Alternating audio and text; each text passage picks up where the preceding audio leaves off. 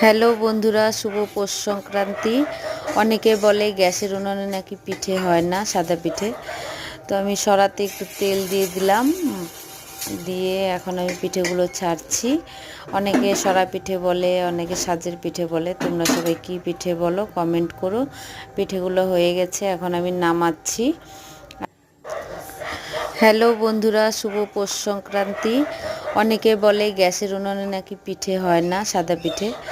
তো আমি সরাতে একটু তেল দিয়ে দিলাম, দিয়ে এখন আমি পিঠেগুলো ছাড়ছি।